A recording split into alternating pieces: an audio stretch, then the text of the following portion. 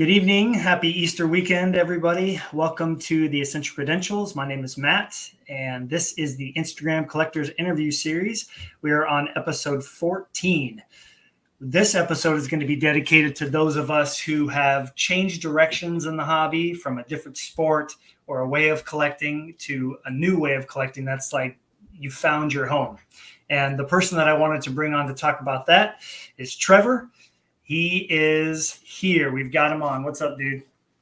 How's it going, Matt? I appreciate you having me on. That's right. Yep. I'm glad that you were able to make it. And we've got some Tampa Bay Lightning representation finally on the interview series. They've got a big following. My dad's kind of favorite team. So he'll be happy to see this as well. But yeah, how's everything treating you? You got the playoffs coming up. You must be getting pretty excited about that, right? Yeah, definitely getting excited. Not as excited as previous years.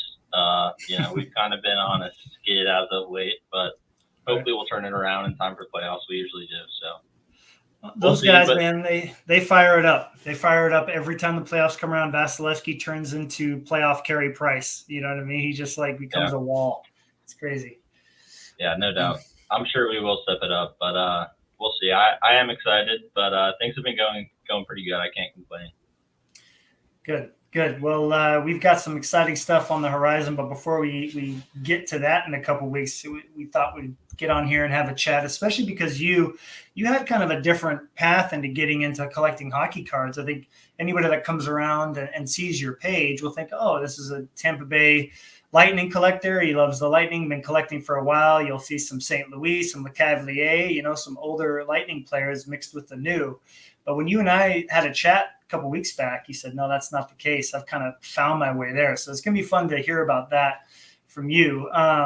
So just talk a little bit about how did you get yourself entrenched in this hobby? What was it about the hobby that got you excited about it? And where did you start with what sport, what player type thing? So, like a lot of other people, I started as a kid, just kind of, having fun with my family, with my dad. He got me into it, my brother as well. But, I kind of, honestly, the first player that I started to collect a little bit was Evan Longoria when I was in middle school. It's the first single that I bought off of eBay, which I have somewhere here to show. This beauty right here. It's probably worth like $10, $15 today. But it's worth millions to you though, right? A card that I actually will never sell for sure. That card is sticking with me forever. But so I got into collecting singles, I guess, for a brief period, but very short-lived in middle school, and then kind of got back into the hobby in 2017 time frame. Came across Leighton Sports Cards breaks, and my brother and I just got obsessed. We obviously were into it as kids, so we got back into it. We didn't buy into any breaks, but we started going to our LCS and buying boxes ourselves. Right. Realized pretty quickly that ripping is not the way to go. Not on a budget. Yeah, definitely not. And you don't end up with stuff that you want. And I didn't sell anything. I didn't think of, cards in terms of worth at all back then. I just, ever since I was a kid, whatever I ripped, I just kept, tucked away, and it was always fine. So, 2020 kind of hit, and that's when, prices jumped, and I, got to thinking, I think it's time to move on from some of this stuff. Started to sell a lot of that stuff that I had ripped, and kind of made the decision from there, what do I want? What's worth kind of keeping? And, I started collecting Rays, Bucks for a little bit, fully entrenched in football, basketball, baseball for the most part. Was collecting LeBron a little bit as well, I guess. But, it's funny because, growing up in Florida, nobody's really playing hockey. Not many people were watching hockey. People are now. But, it was kind of all football, basketball, baseball for me growing up. And that's what I collected. But, slowly but surely I've made my way over to hockey, which, has been honestly the best thing for me in the hobby. We can talk kind of more about that, but right. So glad that I'm here collecting hockey cards now.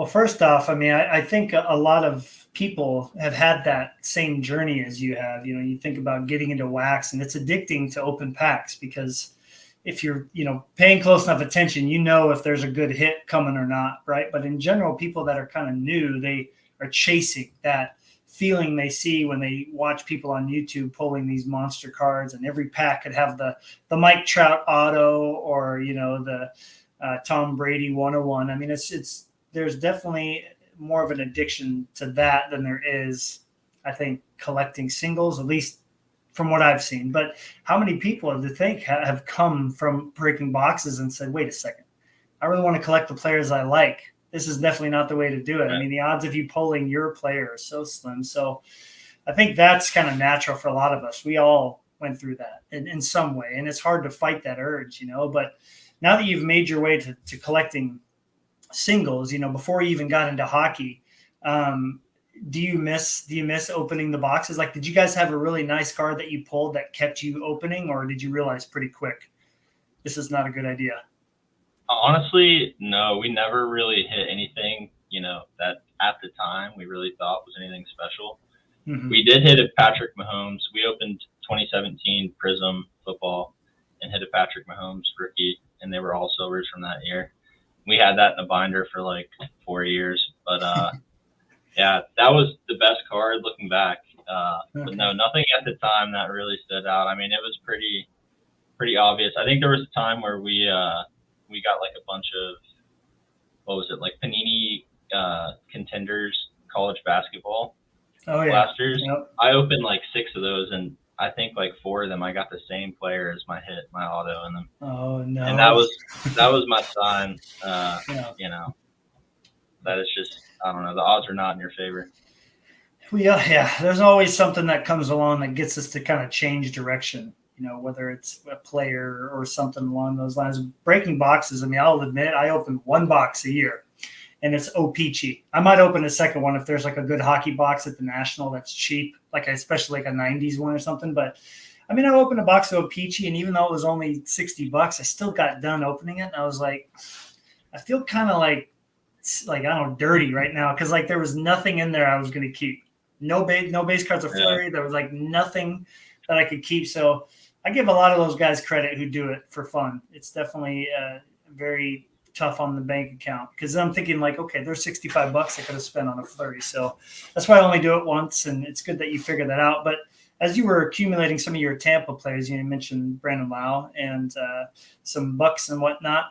When did it hit you that hockey was the sport that you had to switch to? Was it getting on Instagram and seeing how amazing the cards were, or was it, something else that got you to switch?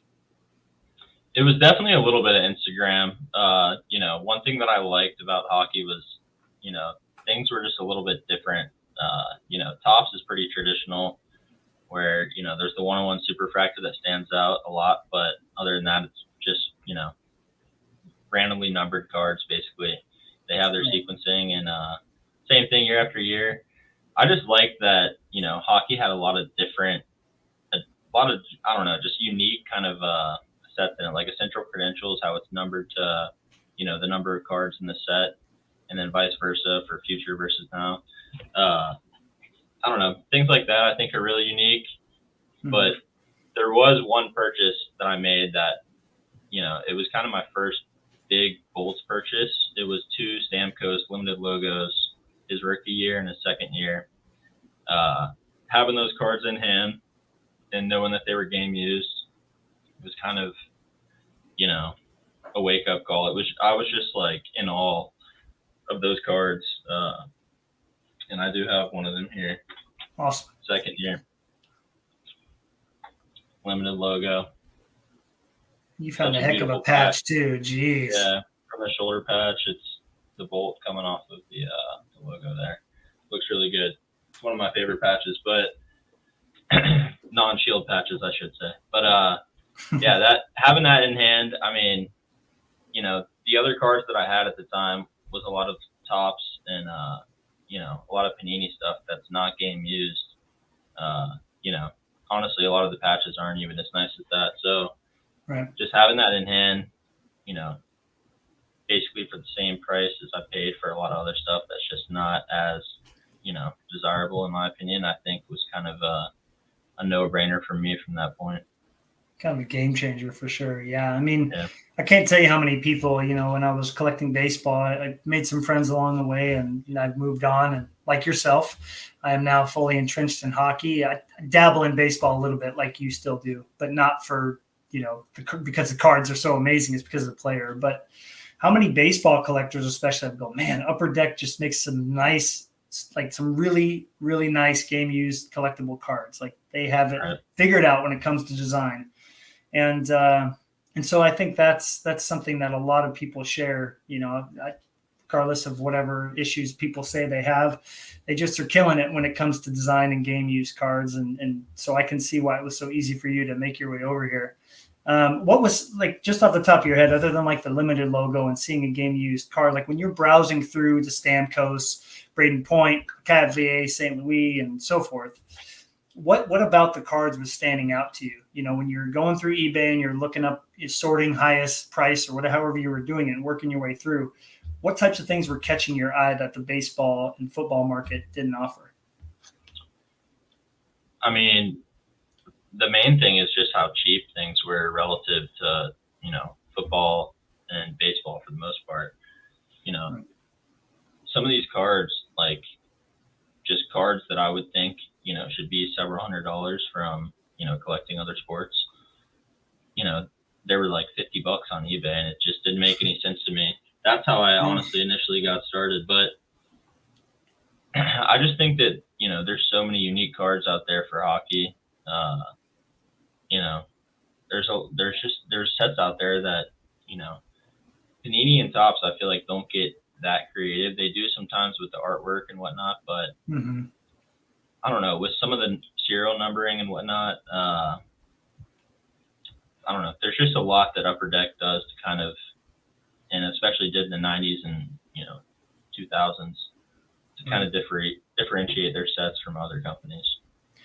Yeah, I think minus the case hit inserts that I've talked a lot about with football, those are some really unique and really wonderful cards. But I think looking at creativity, regardless if some of these inserts that have come out lately are hits, Mitch's favorite guitar pick insert. But, I think if you look at, you have to admit, they are trying to innovate more than any of the other companies. They are trying new things. They are, just look at the highlighters that just came out. I mean, we're looking at different things that they're giving us cards that can constantly get us to go, ooh, okay, that's different. Maybe it'll hit, maybe it won't, but at least they're trying. And you're, again, with Topps, same old. I'm like, all right, well, here we go. Try this rainbow again. But I think, similarly to you, the prices, even though Fleury is pretty expensive, but it was just the uniqueness of the cards. You find some that are numbered to an achievement that they made from Ultimate Collection. I was like, oh, wow, okay, I've never seen this before. And obviously the cup cards, you're like, all right, these are like, every time you pull a card out of a box, if it's a cup card, you're like, I'm going to spend a few extra seconds or minutes looking at this because it just has that it factor, and I just don't think anything else in the other sports can quite match it. So, yeah, I very understandable that you came over here. But, you go from going to hockey and now you've got other collectors you want to interact with. And it looks like Instagram has been that place for you. What types of things did you notice about that community, about this community, that really made you go, okay, this is going to add to my hobby experience? Well, it's much different than the hockey community. It's much different, I should say, than, the other sports. Instagram in general, I've kind of learned, most of what I know through Instagram. Through certain people that have, taught me about one thing, and I've started to dig and learn more. But, yeah, I mean, the hockey community is, a huge bonus. It's a large part of the reason of why I switched over as well, I would say. Other sports, it's kind of just, story sales. That's all you see. People just owning cards that they want to sell. With hockey, there's a lot of passionate collectors. There's a lot of people that are posting cards that are unique.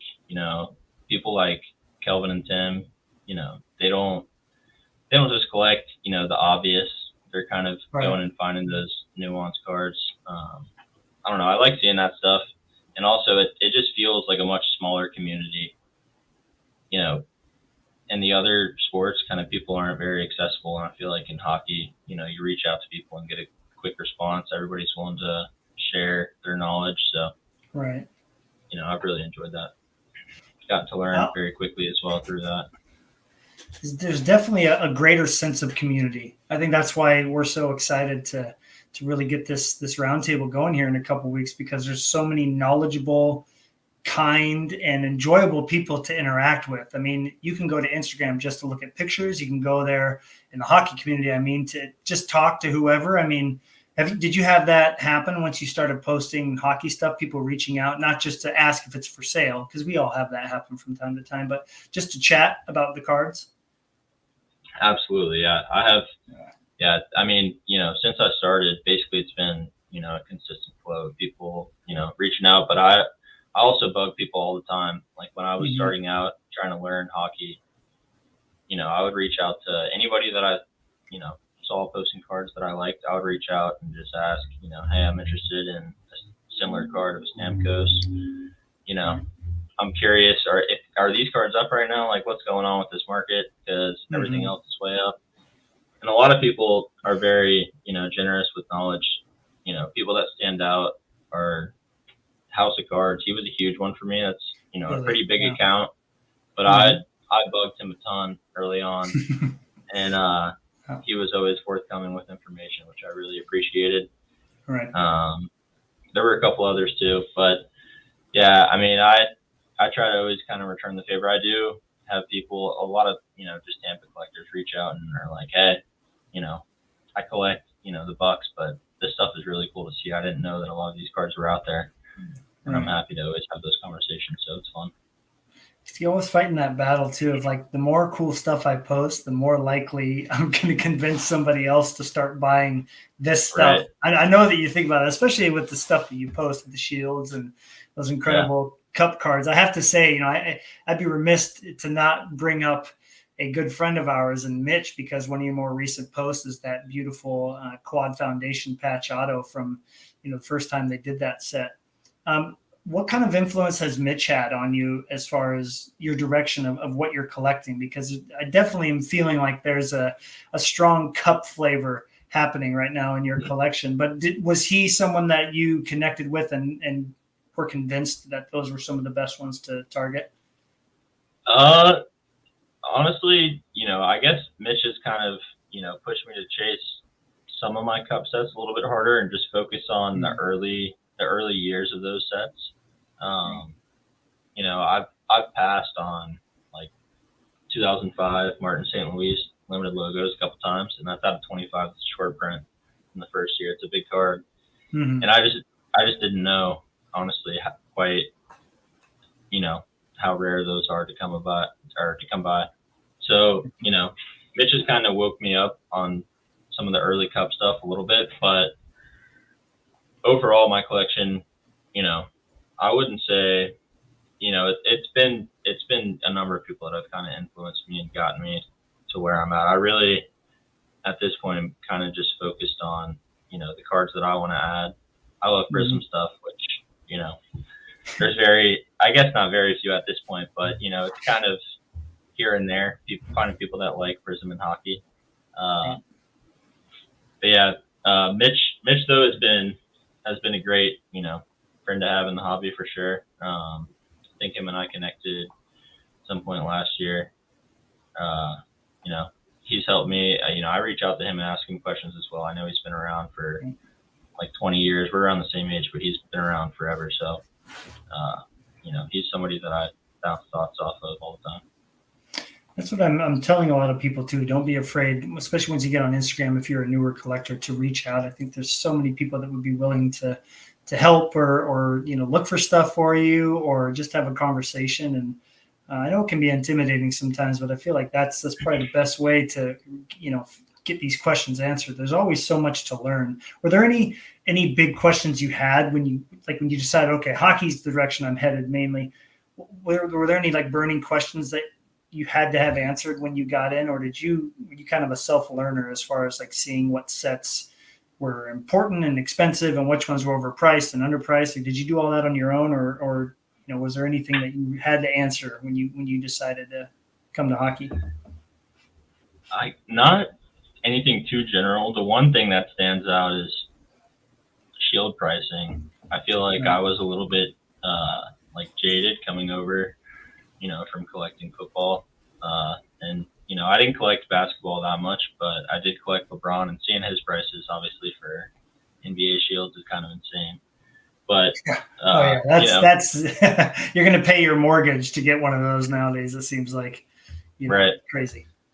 But buying a Stamkos limited logo, and then thinking about after I had that card, that's kind of when I was like, this was pretty affordable. Maybe I can actually obtain a shield of a player that I want to collect.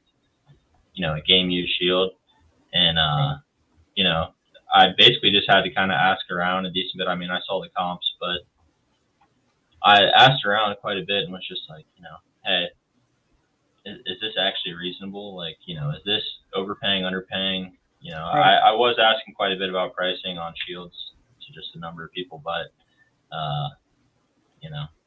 that's really it when I came over. Nothing. Right. For the most part, I kind of drill down just what I want to collect, and kind of just do my research. And I have approached it slowly. It's funny. I feel like a lot of cards, a lot of the bolt subsets that I'm kind of trying to complete, I don't see anything pop up for a while. So I have time to do my research, learn about this stuff. And then unfortunately it seems to kind of all pop up at once. So definitely. That has definitely happened to a lot of us. Jeff, thanks for coming in as usual. I'm still waiting for that Mitch comment to come rolling in here. But for those who are here now, one thing that I love to do is to get a question or two out to our guests. So if you have anything you'd like to ask Trevor, again, he's a big Tampa Bay Lightning collector, and he just got into hockey. How long ago did you make that decision after you got that limited logos? When was that? I think it was like November of 2021. Okay, so yeah, give or take a little over 2 years or a year and a half. Sorry, got my math right here. Yeah, a year and a half. But I mean, that's such an interesting time in the hobby. I mean, that's why there's so many people talking about the hobby now. That things were just going absolutely crazy at that point. Everybody's sitting at home. But so what you mentioned certain sets that you're after. Which ones have you focused and narrowed your focus down to go after without giving anything away? But like just in general, what types of sets are you saying, okay, this is where I'm going to focus all my money and attention towards? I mean, one general goal that I have is just getting as many gold shields as I can. A goal of mine is to hit 100 one day. So. Oh, wow. Okay. Nice. If I'm here for 30, 40 years, which I plan to be, I think it is doable. It'll take time, obviously, but right. That's a big goal. For the subsets, gold prisms, I want to complete those. That, was only 2 years, so it's not as hard. I didn't see any for a while, for about a year, but in the last 6 months or so, a ton have popped up. So I think for that I have 2012 Le Cavalier left, and then I have for 13, 14 I have Kucherov, Tyler Johnson, and Alex Killorn. Okay. But I have, I think, 8 of those. I want the PMG retro greens completed for all bolts.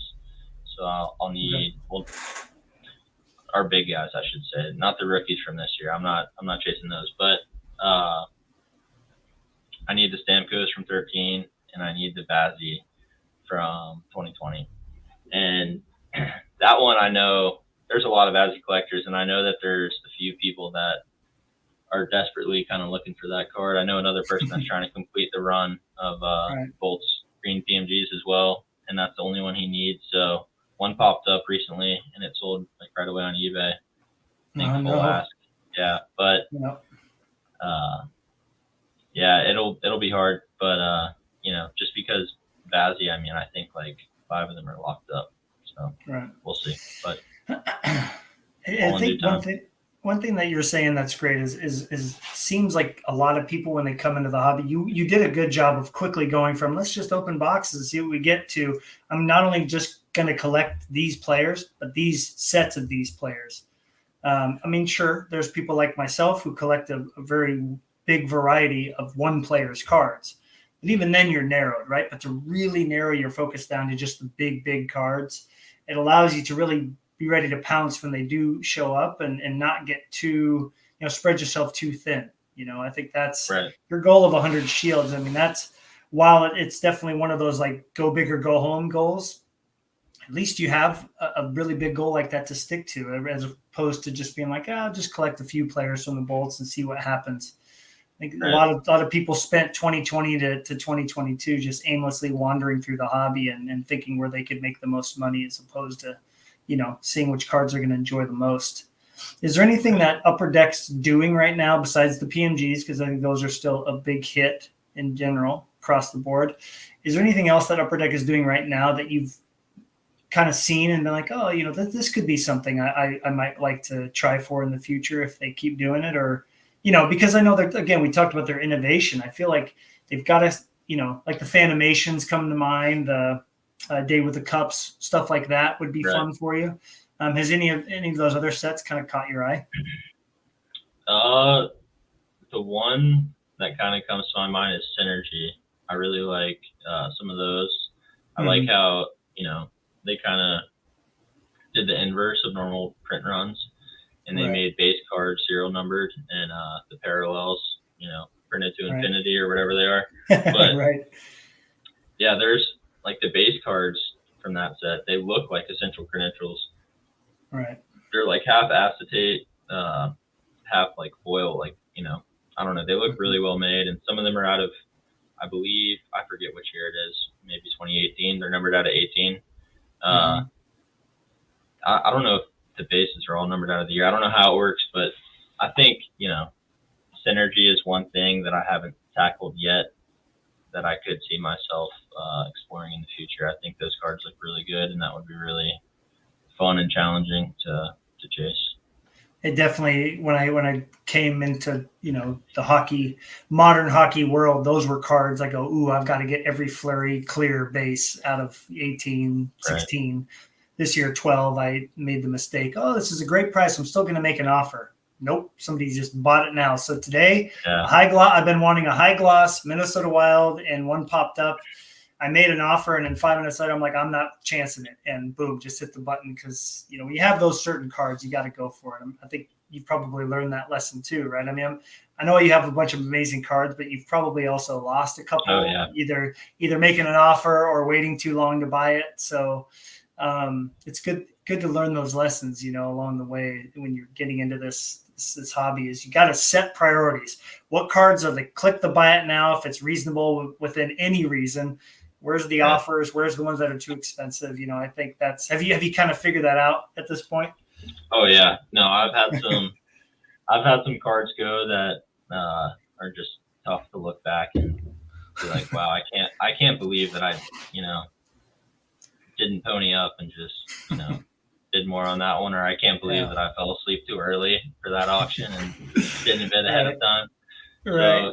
So I've learned my lesson. Yeah, if there's something that I really want now, I'll drop a big bid on it, something that I know that I'm not going to see again for a while. If it's something like a limited logo or something out of like 50, I'll be smarter. But if it's something, 101 or something that you're not going to see for years, or at least I don't think I will, I'll go big on it.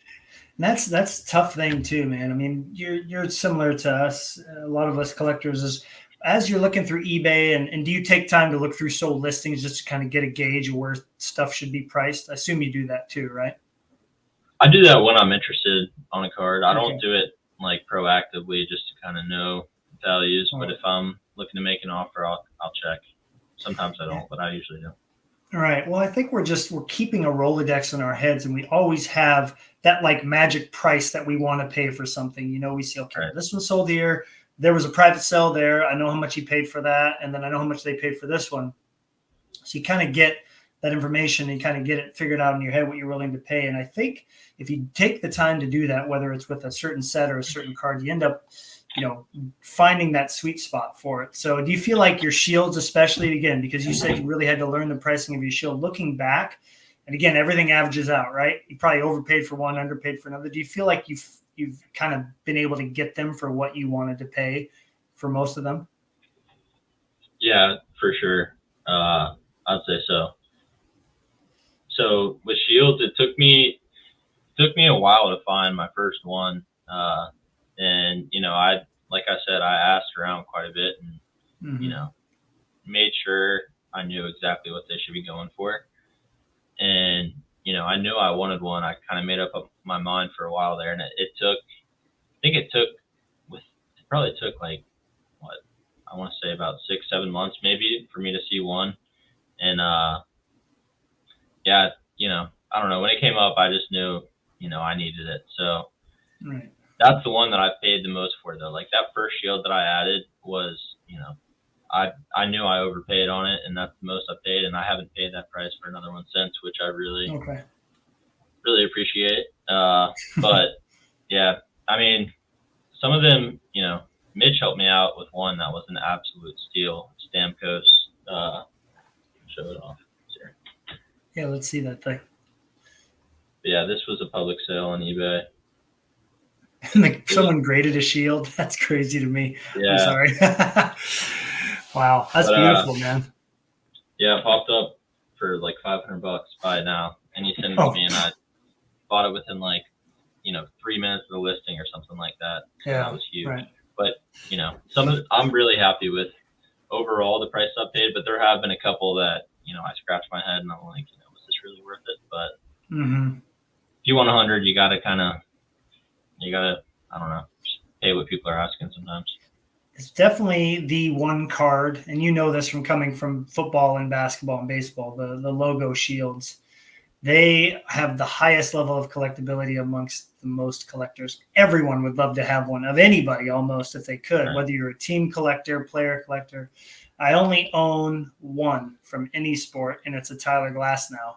And it was after they'd been in the World Series. I mean, if he'd have pitched well and they'd have won the World Series, I would have had to pay a lot, and I probably wouldn't have won it. But just, seeing how many different people bid on that, and I'm like, geez, nobody even knows who he is really still. And that was I can't imagine going after, in a Rosarena rookie shield or rookie logo patch or, some of these big players. So you definitely have to be patient too, I bet, because you're probably not going to win every one, but you kind of have, which players you have above the rest. But yeah, that's a really interesting market to familiarize yourself with, because that's like, the one thing every collector would love to have in their collection is that just one shield of your player, or of your team. Right. So hopefully that day comes. I'm not holding out hope though, because they are really expensive for popular players. They're really expensive, but definitely worth it if you can find it for the right price. So, looking forward, now that you've got your goals set, you've got a really good collection built up already. What are you looking forward to now that you've, really 100% committed yourself to collecting the bolts and shields and a couple other sets? What do you have to look forward to, you think? One thing that I kind of envy that other collectors kind of get to do, I feel like, a bit more than myself, is just kind of focus on the new stuff that's coming out. I feel like, I'm playing catch up a little bit. There's things that I want to complete from prior years that I just wasn't around for. I wasn't collecting hockey then. So, I look forward to when I'm caught up. I feel caught up, I guess, and I'm moving forward with the hobby. When things come out, I'm around and I'm collecting and I'm there when they pop up on eBay and not around. So, I guess I really look forward to, looking back in 10 years, or in 20 years and seeing what all I've been able to add, because, staying committed for an extended period of time, I think anybody can amass quite a collection, so it should be fun. Right.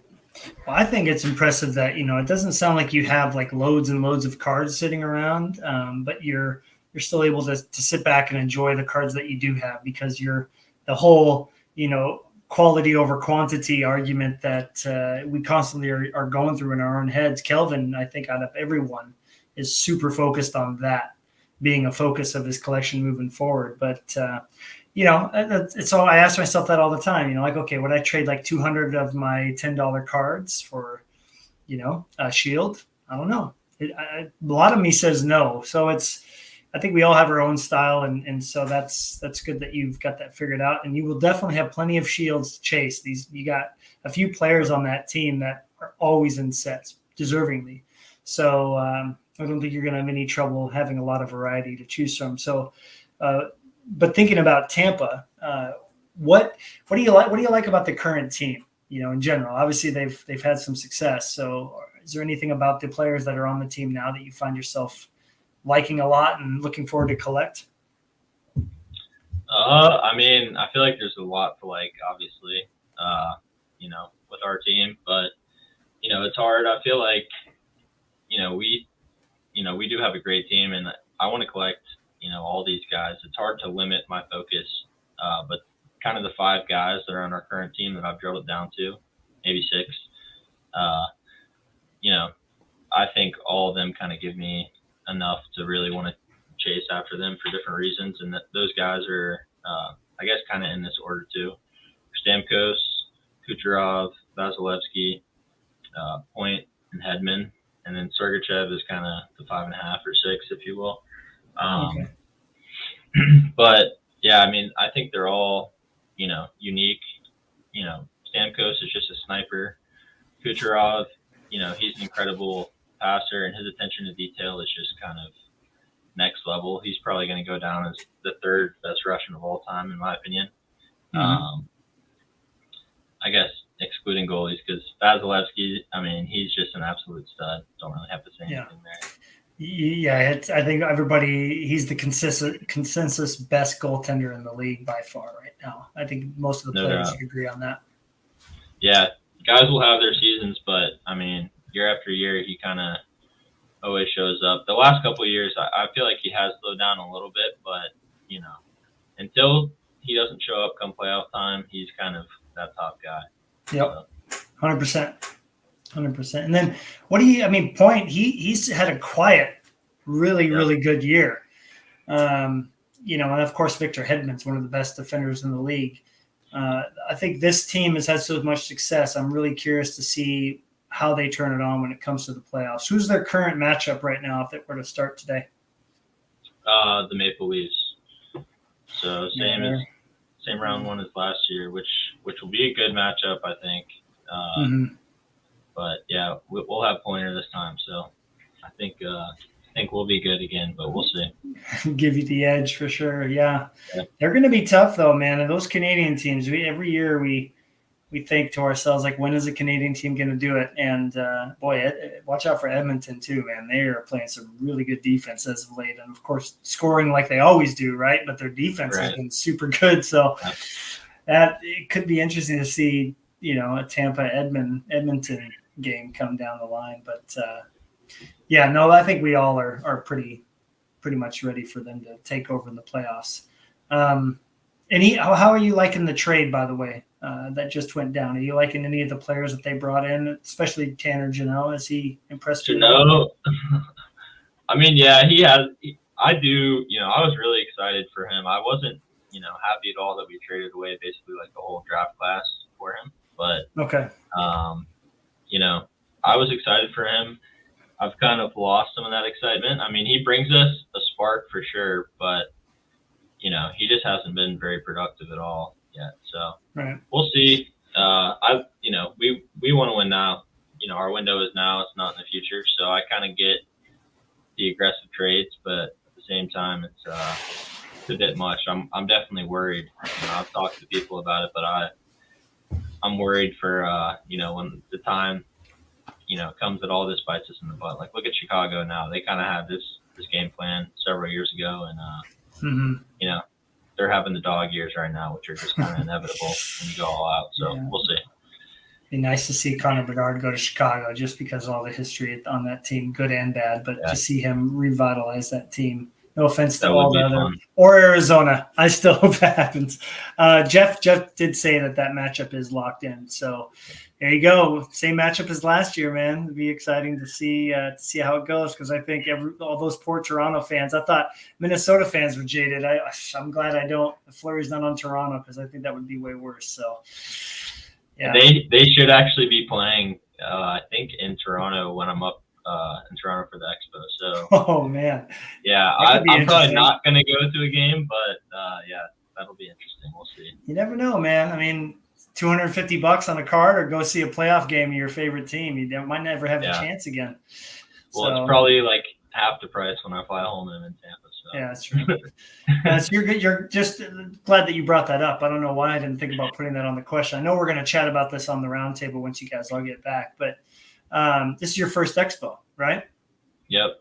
First show outside of Florida, period. So I've gone to the Tampa show, dozens of times, the Clearwater show, a couple dozen times probably, and we had a couple big shows in Tampa, CollectorCon. Been to those, but other than that, I've not been to any show outside of like my local area. So this will be my first big show period. But figured why not go to the biggest hockey show that there is. It's kind of the best one for me in my opinion. So and it'll be fun to meet all the people behind these accounts on Instagram that I've been chatting with for some of them, a year and a half, almost 2 years now. So it'll be good to get to meet everybody. Oh yeah, for sure. Yeah, I was curious if that's what you're looking forward to, but it's going to be a fun experience because it's just all hockey. I definitely get to live vicariously through all you guys when you go, and just seeing pictures and hearing about it afterwards is great. It's just in the wrong time of the year for me as far as teaching goes, but excited to hear about it when you get back for sure, dude. Well, cool. Looking forward to hearing too about, as your journeys continue and you come on the roundtable from time to time and just seeing, you got these fresh eyes still with this hobby as far as hockey goes. And it'll be fun to see if there's something else catches your eye along the way, because that feeling of discovery is something that I cherish a lot. And when I got and decided to collect Fleury, and as I went from his Pittsburgh years to his Vegas years to now, I really started finding different cards to really get excited about, and you'll definitely continue having that. Let's have a quick rapid fire round here with the questionnaire. I'm excited I always get excited to do these, like 30-second answers or so. Just off the top of your head type answers here. This is going to be an obvious one to start off. What's the best type of card that Upper Deck makes? I would say they're shields. Obviously, I'm biased, but any game any patch card really. I mean, any non-rookie patch card is going to be game used, and even their rookie limited logos are game used. So, limited logos are an iconic set, not only in hockey, but in other sports. And honestly, I don't think a lot of people in those other sports even know that stuff is still going on. Like the limited logos, sets are live. So. Any game used patch, but the shields have my heart, so gotta go with those. Awesome. It's just the best knowing that they're from an actual jersey that was used in the game. Like, you can't beat that. 100%. Right? Yeah. What is your most wanted card right now? Ooh. Oh gosh, I don't even want to say it, but I will say it. One of them. You don't want to say like the card, but like name a card, I guess. I don't want to spoil it for you. I'll say it. The Nikita Kucherov Black Finite Prism. I think it's clear cut, head and shoulders, above all his other rookie cards. Mm-hmm. He's got a few 101s. I think they're all Panini, but that's by far the best one. He's got the flawless 101. They have the out of 5 and then the 101. He's got that card. He's got the titanium, what is it? Platinum green 101. Mm-hmm. Yep, that's right. And then he's got the Black Finite Prism. And then I think the other ones may all just be printing plates. Actually, there may be one other one that I'm forgetting, but it's not as prominent. But yeah, that card would be enormous to add. I would love to get my hands on that one for sure. All right, great choice. name an account or two, and I can pull them up for you, that you always find yourself looking forward to seeing new content from on Instagram. Should have been It's more probably like prepared for this 50, one. huh? It's probably like Yeah. 50 you could name. I mean, honestly, you don't have to pick your favorites too, because I think there's some obvious ones we all, want to say, but off the top of your head, name one or two. One is 04 Ultimate. That's a pretty random one, but he's got insane taste. He collects a lot of NFL shields from the early to mid 2000s, and Okay. he collects like upper deck bat handle like patches or relics, whatever they are, and yeah, he's got some absolutely insane stuff. I love seeing his page and his scans. Always look great. Oh yeah, he's definitely using the same scanner we are. I could tell. They just have that look to them. Awesome. Yeah, I think it's one thing I'm starting to come around to is I enjoy seeing other sports on my main account. I used to only follow hockey content, but there we go. That's some A-Rod flavor. It's good. Beautiful cards. It's good getting some variety for sure. But what's another one? I'm trying to think. I think your last guest said this same person, so kind of boring, but Modest card collection. He does a great job. He'll take his PNGs and go like to downtown New York or whatever, Manhattan, and like take a video. I don't know. Some of his posts just look really great. His 90s stuff looks incredible. And then last account I'll say is Ball in North Carolina. It's Vol VOL. Oh, VOL. Oh, yes. And yeah, that guy. Yeah, he's focused on those PMGs and credentials. It's awesome. And he just started collecting All-Star again, so I'm probably gonna have to back off All-Star for a little bit. But his stuff is incredible. I don't understand how he's able to find the cards that he gets so quickly when he decides to start VCing a player. And he's pretty serious, man. He really gets after it, but he's also a really nice person to talk to. I've had a few chats with him, just about 90 stuff, and his McNair stuff is my favorite of all of the stuff. Not let alone some of the other stuff he's got. All right, cool, great accounts. Thanks for sharing those. Is there a card that you miss that you used to own that you miss a lot? There's a handful. So I sold a Bolts lot. I got an offer walking around one of those collector cons on some Bolt stuff that I had recently bought that honestly probably was too good to pass, but there were a few cards in there that I would love to have back, and I've told the guy since. I've seen him at a local show, and I was like, hey, if you ever want to sell those, let me know and I'll buy them back. But there were a handful in there. There was Braden Point rookie Premier RPA. It was gold, 25 out of 25 with a shoulder patch. Sergachev had like a 101 CHL patch. That was game used. That was just sick. It was just like the full CHL logo on the whole card. Basically, that was really sick. And then Bazzi also had a Premier rookie patch auto out of 25. I think his was silver that year, but those were all pretty nasty. I would love to have those back. And then I think there was a Hedman limited logo in there with the nice patch as well. So a handful, kind of in one sale that I regret. It's hard too because we have to accept the fact unless you're doing really well financially, you can't have it all. You have to learn to let stuff go, and you have to kind of pay the price with certain stuff. I had a chance to buy a 101 auto, a 101 shield, both from the Cup, a 101 quad foundations tag auto. Those were all available and legit had a chance, but you have to kind of get your priorities straight. And if you have to let some stuff go so you can get the other ones that you really like, then that's how it has to be. It's a tough decision, but it's always something to consider for sure. It is. And I've had to, that sale definitely helped fund some of the stuff that I have now, in particular, some of the limited logos that I have now. So, it definitely didn't go, to nothing. And, Right. even though it does kind of sting, the cards that I have now, I probably would prefer. So, All right. That's good. It's good to prioritize for sure. How do you spend time enjoying your collection? So I honestly, I enjoy mine most, looking at it digitally, like, messing with my scans. I haven't had a scanner too long, but I'm glad I got one because, before I used to just crop my photos and try to get it perfect on the card and it would take me forever. But, I enjoy trying to find the right lighting when I'm taking photos. I enjoy, getting my scans and trying to crop them and finding unique ways to post them on my story. Yeah, I mean, nothing too crazy, I guess, but it's fun to kind of make.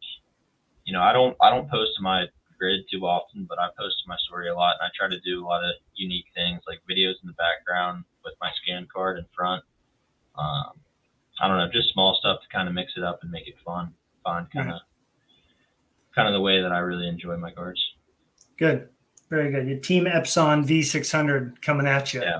Definitely 100%. one of the best scanners you could ever get, which has gone up in value, almost double since I bought mine on Amazon. I thought I paid a lot right when COVID first started. I'm like, I made a good decision there for sure. What's a piece of advice you would have for a new or young collector hopping into the hobby now? I would say, two things. I would say first, take your time, try to learn as much as possible. I could have saved a lot of money if I didn't buy, a bunch of boxes and stuff up front.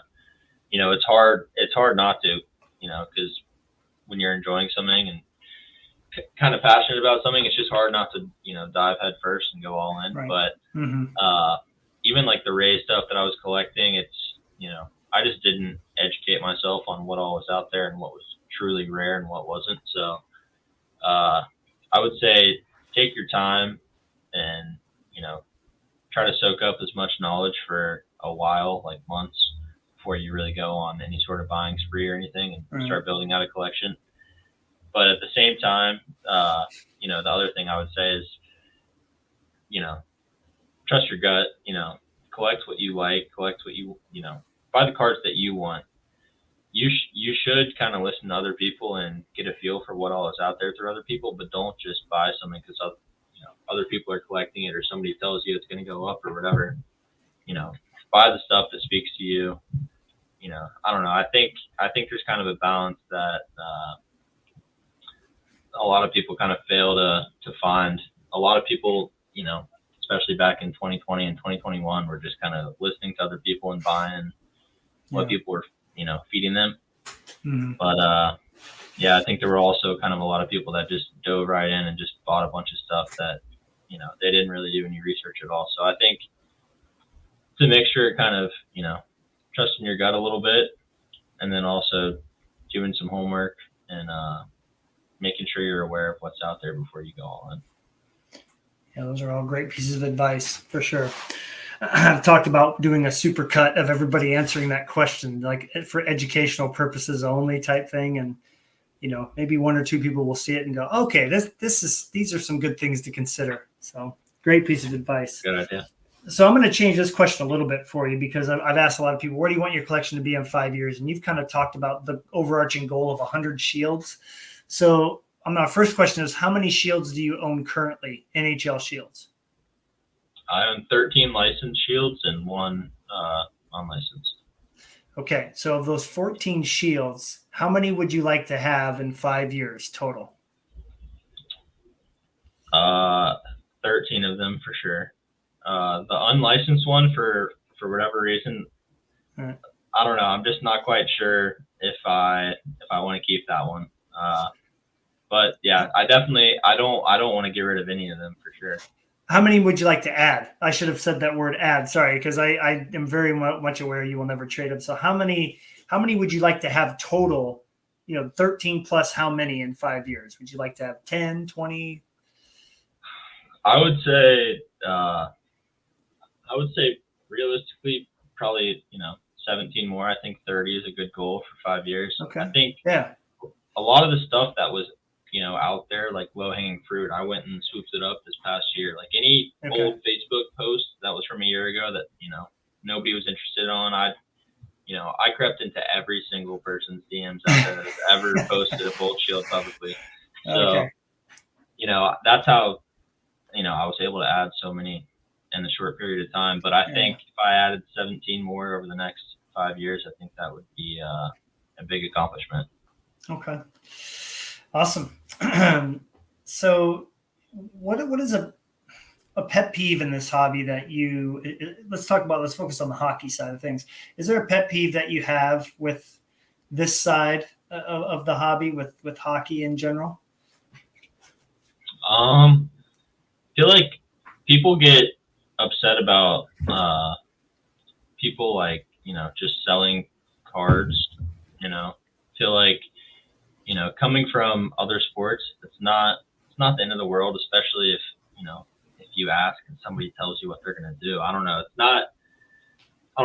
I'm in a Bolt collecting chat, and, a lot of people don't like the fact that, when people sell their cards, they see them relisted, and that's just the name of the game in other sports. That's just what people do constantly. Mm-hmm. I don't know. I feel like, collecting, obviously, I don't know. Collecting, I would prefer to move a card to a collector than to a reseller, but I don't know. I feel like people got to kind of just get over that, Cards move hands. Mm-hmm. That happens. It is what it is. The person you sell the card to, it's not going to stay there forever. That's one thing. Right. Second thing, I feel like overall, I just feel like there's so much childish stuff that's shared, relating to the hobby. Like people get in feuds over nothing. It's funny. I saw something, I think last week, a little Instagram story beef that was just, so avoidable. It's like, somebody posts a card for sale and it's overpriced. Move on. Who cares? So if you're not interested too, who cares? You don't need to reply. You don't need to tell your buddies. Who cares? And, I think it turned into like a back and forth that was just kind of embarrassing for both parties. Yeah. And, nobody wins. So I think, I don't know, it's important to hear people's opinions, but at the same time, some of this stuff is just kind of childish that I see these days. Well, you know what's funny is every now and then, especially if it's a car that I'm after, if I see a flurry that's listed significantly higher than the last one sold for, I think to myself, well, especially if the feedback's under 100, I think, well, maybe this is what it's worth to them. Maybe they don't know what its value currently is, because Beckett, that doesn't matter anymore, right? Nobody's picking up a Beckett and be like, oh, yeah, this is what I'm listing it for. So if it's not at auction and it's a buy it now without a best offer and it's really high, most times I'll send a quick message out and just, hey, really cool that you listed this card. I've been after it for a while. Any idea where you got the value from? And most of the time they're like, I don't know. I saw this other guy play or sell for this much, so I just listed it at that. I think the one that comes to mind is I have this nice Reebok patch auto of Flurry. It's an SP limited patch auto. He had it listed for 900 or best offer. And I'm like, okay, let's see what's going on here.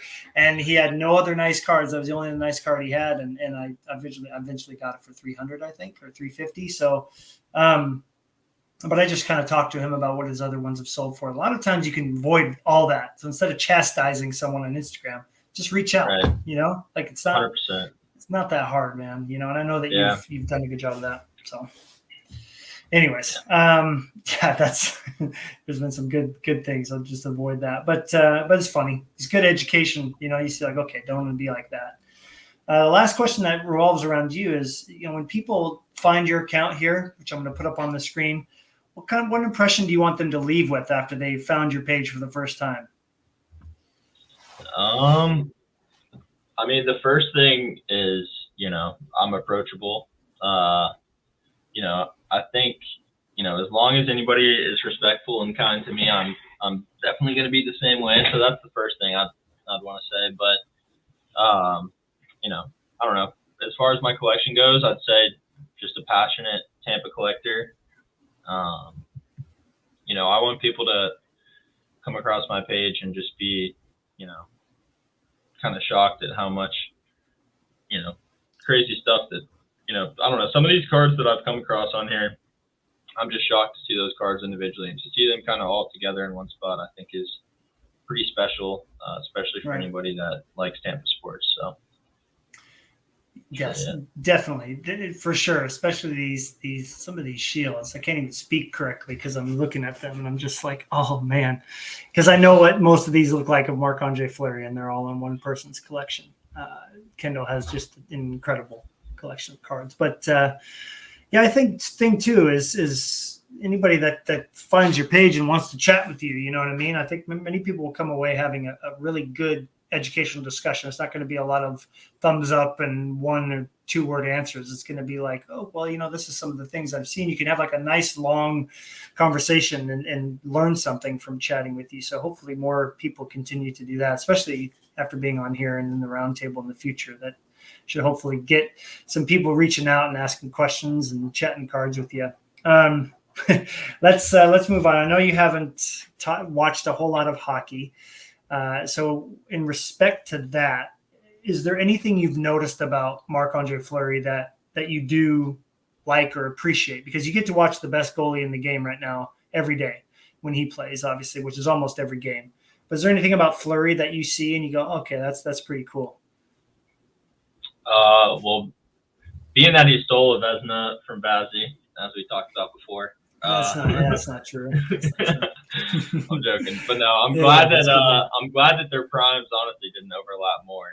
So it helps Vazzy kind of have his time, honestly. But for Marc-Andre Fleury, I mean, I remember watching. I didn't watch a lot of hockey back then, but I remember watching just a ton of highlights from back in the day of Penguins games because of him and Sid the Kid, and I just think he's just fun. I feel like I've never seen a goalie with their mask off, more than that guy. And he's always got a huge grin on his face.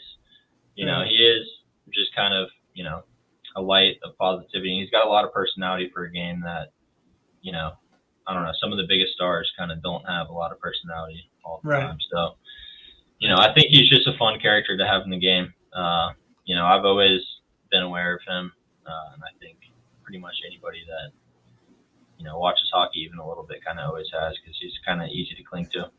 Right. Definitely going to be missed after next year. There's no doubt about that. Assuming he retires, which I think most people feel like he is. Well, I like to put the person who's being interviewed in the interviewer seat. So if you have a question because you're going to be doing this here soon, right? You're going to be on the round table and coming up with topics and firing questions off. If you could ask me anything, what would it be? So I thought about this one a little bit, and honestly, the one that I'm actually just most interested to know is, and I know which player it won't be, but I have a feeling which player it will. If you were to collect one Tampa player, though, who would it be? Like, is there any Lightning player that kind of stands out to you that I don't know, that you'd want to collect? Are we talking past and present, right? Yeah, past and present. Yeah. Yeah, we talked a little bit before we went live, and I had NHL games back in the day when I was in high school, and Lecavalier was always somebody who stood out to me. I liked the way he played. He was kind of a taller guy, but he was a heck of a shooter. And he and Martin St. Louis, I used to love Martin St. Louis as well. But I look at Lecavalier, and he's got a lot of cool stuff out there. He would probably be the one that I would cling to. I look at goalies too, and I'm like, well, there's Damian Rhodes. Like, there was a lot of kind of revolving door of goalies in the 90s and early 2000s with them.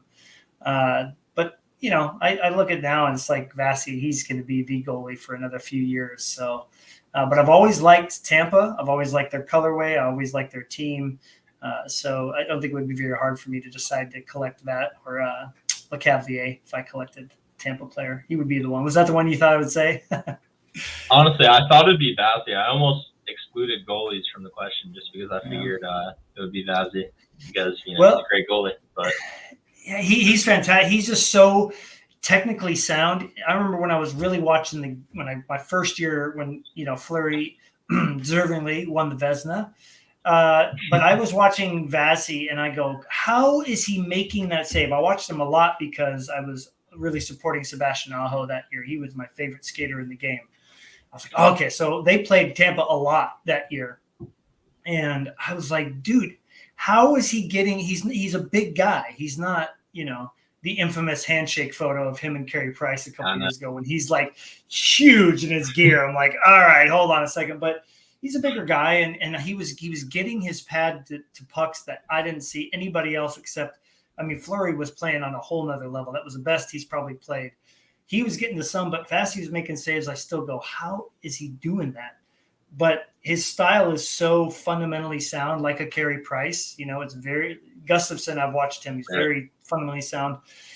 I like the goalies that are making the windmill saves and like flinging their bodies from side to side. Like Dominik Hasek and Brodeur were definitely goalies that I loved watching play when I was a kid. So, but I think just because he's so different, and then with the whole Kucherov comment, I'm like, all right, I will never collect Vasi. I need one card of his eventually with the set I'm doing, but that's it. It's he's a rival in my mind, but he's a great player. He's the best there is right now. He would be the goalie.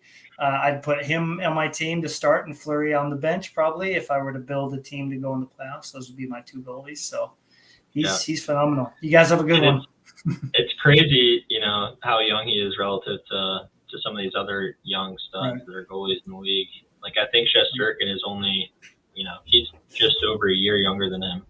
But Vasi's got like several All-Star years before Shesterkin was really doing anything. So it's good. I had a bit of a debate with somebody before we go off here, just to support what you're saying. Marc-Andre Fleury is overrated, blah blah blah. I'm like, let me have a debate here, as opposed to like, you're an idiot, you know what you're talking about, because that never works. I said, well, here's all the reasons why, and I thought about it. I go, you know what? You look at how many wins Fleury has, and if he stays healthy and plays next year, he'll pass Patrick Waugh.